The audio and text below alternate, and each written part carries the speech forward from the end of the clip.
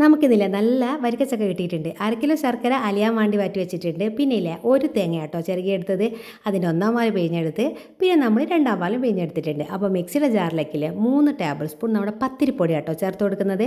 പത്തിരിപ്പൊടി ചേർത്തതിന് ശേഷം അതിലേക്ക് നമ്മൾ പിഴിഞ്ഞെടുത്ത രണ്ടാം പാലും കൂടി മിക്സ് ചെയ്തിട്ട് ഒന്ന് അടിച്ചിട്ട് അവിടെ മാറ്റി വെക്കുക ഒരു സൈഡിലേക്ക്. പിന്നെ നമ്മളൊരു ചെമ്പ് വെച്ചിട്ട് അതിലേക്ക് നമ്മുടെ ചക്കച്ചുള ചേർത്ത് കൊടുക്കുന്നുണ്ട്. അപ്പോൾ ഞാൻ ഇത് ചെറിയ കഷ്ണങ്ങളാക്കി മാറ്റിയിട്ടൊന്നുമില്ല, കുരുവൊക്കെ മാറ്റിയതിന് ശേഷം ഇതേപോലെ അങ്ങ് ചേർത്ത് കൊടുക്കുക കേട്ടോ ചെയ്യുന്നത്.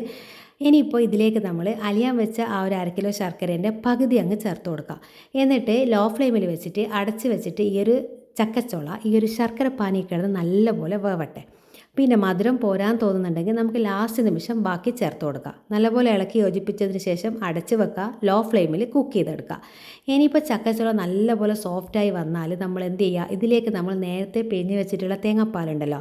അപ്പോൾ എൻ്റെ കയ്യിൽ ഏലക്കപ്പൊടി ഇല്ലാത്തതുകൊണ്ട് ഞാൻ 2-3 ഏലക്ക ആ ഒരു പാലിൽ തന്നെ മിക്സ് ചെയ്തിട്ട് ഒന്നും കൂടി അടിച്ചെടുത്തിട്ട് നേരെ ഇതിലേക്ക് കൊണ്ടുവന്ന് ഒഴിച്ച് കൊടുക്കുന്നുണ്ട് കേട്ടോ.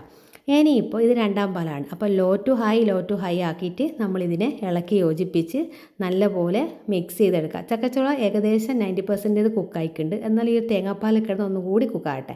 അപ്പോൾ ഇതിലേക്ക് നമ്മൾ ചെറിയ ജീരകം വറുത്ത് പൊടിച്ചതാട്ടോ, അത് നമ്മൾ ചേർത്ത് കൊടുക്കുന്നുണ്ട്. പിന്നെ മധുരം ബാലൻസ് ചെയ്യാനായിട്ട് കുറച്ച് ഉപ്പും കൂടി ചേർത്ത് കൊടുക്കുക. ഇത് നല്ലപോലെ കൈവിടാതെ ഇളക്കിക്കൊണ്ടിരിക്കണം കേട്ടോ, എവിടെയും പോകാൻ പാടില്ല. നല്ലപോലെ ഇളക്കി യോജിപ്പിച്ച് നല്ലോണം തിളച്ച് കുറുകി വരുന്ന ആ ഒരു സമയത്ത് നമുക്ക് എന്ത് ചെയ്യാം, മധുരമൊക്കെ നോക്കാം, ഉപ്പ് നോക്കാം. അപ്പോൾ എനിക്ക് കറക്റ്റ് പാകത്തിലുള്ള മധുരമാണ്, അതുകൊണ്ട് ഞാൻ വീണ്ടും ശർക്കര ചേർത്തിട്ടില്ല കേട്ടോ. ഇപ്പോൾ കാണില്ലേ ചക്കച്ചുളയൊക്കെ നല്ലപോലെ വെന്ത് അങ്ങ് അടിഞ്ഞ് ചേർന്നിട്ടുണ്ട്. നമ്മളിത് കട്ട് ചെയ്യേണ്ട ആവശ്യമൊന്നുമില്ല എന്ന് അതാണ് ഞാൻ പറഞ്ഞത് കേട്ടോ. ഇനിയിപ്പോൾ ഇതിലേക്ക് നമ്മളില്ലേ ഒന്നാം പാൽ ചേർത്ത് കൊടുക്കുക. ഒന്നാം പാൽ ചേർത്ത് കൊടുക്കുമ്പോൾ നമ്മുടെ ലോ ഫ്ലെയിമിലായിരിക്കണം ഫ്ലെയിം ഉണ്ടായിരിക്കേണ്ടത്. പിന്നെ നല്ലപോലെ കൈകൊണ്ട് ഇളക്കി യോജിപ്പിച്ചതിന് ശേഷം നമ്മൾ എന്ത് ചെയ്യുക, ഗ്യാസ് സ്റ്റൗ ഓഫ് ചെയ്യുക. പിന്നെ കിടന്ന് തിളപ്പിക്കാൻ പാടില്ല കേട്ടോ, നല്ലപോലെ യോജിപ്പിച്ചെടുക്കാം. എന്നിട്ട് അടച്ച് വെക്കുക. എന്നിട്ട് ഒന്ന് തണിഞ്ഞതിന് ശേഷം സെർവ് ചെയ്യുന്നതായിരിക്കും നല്ലത്. അപ്പോൾ ഒന്നുകൂടി കുറുകി വന്നിട്ടുണ്ടാവും.